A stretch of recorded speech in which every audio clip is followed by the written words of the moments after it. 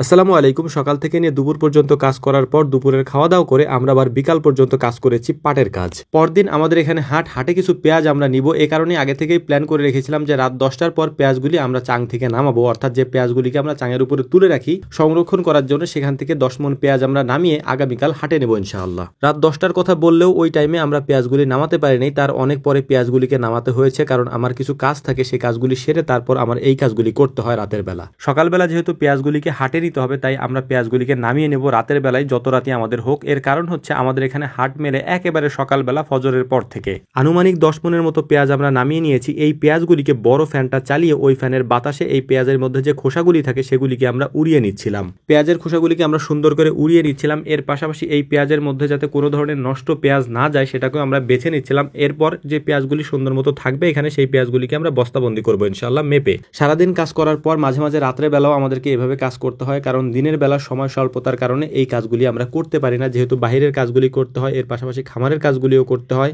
সময় স্বল্পতার কারণে দিন এবং রাতে সমপরিমাণ কাজ আমাদেরকে করতে হয়। এজন্য আপনাদের কাছে একটা অনুরোধ করব আবারও, সেটা হচ্ছে আমাদের সাথে যারা দেখা করতে আসেন অথবা আমাদের খামারে যারা ভিজিট করতে আসেন বা খামার ঘুরে দেখতে চান, তারা শুক্রবার ছাড়া অন্য কোনো দিন যদি আসেন তাহলে সেটা আমাদের জন্য খুবই কষ্টকর একটা ব্যাপার হয়ে দাঁড়ায় আপনাদের সাথে কথা বলা বা দেখা করা, কারণ আমরা অনেক সময় খামারে থাকিই না। এজন্য আপনারা যারা আসবেন অনুরোধ করে অনুনয় বিনয় করে আপনাদেরকে বলছি, ভাই শুক্রবার ছাড়া অন্য কোনো দিন আমাদের এখানে আসলে আমাদের একটু কষ্ট হয়ে যায়। তো যাই হোক, আলহামদুলিল্লাহ পেঁয়াজগুলিকে সুন্দর করে খোসা উড়িয়ে তারপর এটাকে পরিষ্কার করে এই পেঁয়াজগুলিকে আমরা মেপে বস্তাবন্দি করেছি এবং রেখে দিয়েছি আগামীকালকে সকালের জন্য। এই পেঁয়াজগুলি আগামীকালকে সকালে আমরা হাটে নিয়ে যাব। তো এই কাজগুলি করতে করতে আমাদের প্রায় রাত 12:30 বেজে যায়। তখনও পর্যন্ত কারো রাতের খাবার খাওয়া হয়নি, যে কারণে আমরা প্ল্যান করলাম যে রাতে খিচুড়ি রান্না করা যাক, কারণ এত রাতে স্বল্প সময়ের মধ্যে খিচুড়ি রান্না করাটাই আমাদের জন্য উত্তম হবে। তো সেটাই আমরা করার চেষ্টা করছিলাম। আমরা মানুষ হচ্ছে প্রায় 8 থেকে 9 জনের মতো। এই 9 জন মানুষের খিচুড়ি রান্না করা বা রাতের খাবারটা রান্না আমাদের দ্রুত করতে হবে, কারণ রাত অনেক হয়ে গিয়েছে, আবার সবাইকে ঘুমাতে যেতে হবে।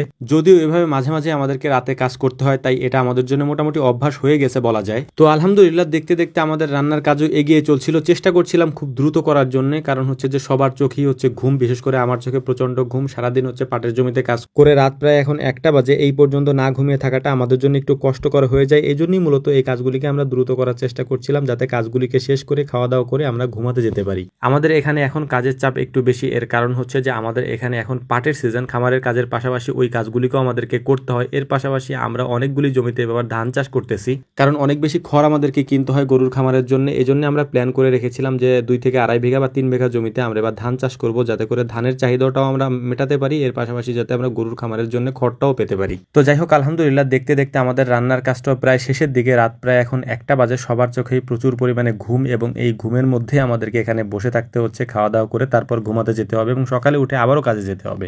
মোটামুটি ফজরের পর থেকে শুরু হয় আমাদের কাজ এবং মাগরিব পর্যন্ত চলে, এবং সন্ধ্যার পর থেকে নিয়ে রাত 10টা বা 11টা পর্যন্ত কাজ করা লাগে। এরপরে ঘুম, তারপরের দিন আবারও সকাল হয়। এভাবেই আমাদের দিন যাচ্ছে, রাত আসতেছে আর কি। তো যাই হোক, আমাদের জন্য দোয়া করবেন, আল্লাহ তাআলা যেন আমাদের খামারে বারাকা দান করেন, বরকত দান করেন। আল্লাহ তাআলা যেন আমাদেরকে হালাল রিজিকের ব্যবস্থা করে দেন, এবং কারো প্রতি যেন আমরা জুলুম না করি, এটা যেন আল্লাহ তাআলা আমাদের মাথার মধ্যে একেবারে গেঁথে দেন। তো যাই হোক, আপনারা আমাদের জন্য দোয়া করবেন। আসসালামু আলাইকুম ওয়া রাহমাতুল্লাহ।